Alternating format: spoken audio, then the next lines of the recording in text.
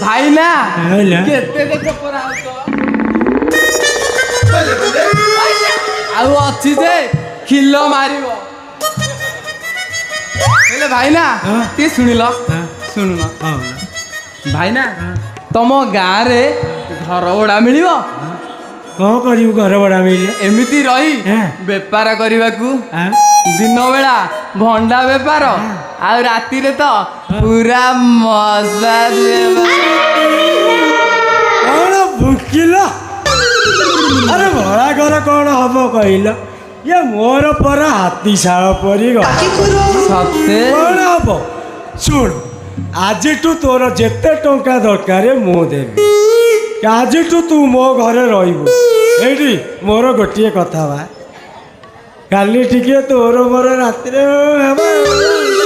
ଆଉ ହେଲା ଆଉ ଯଦି କହୁଛ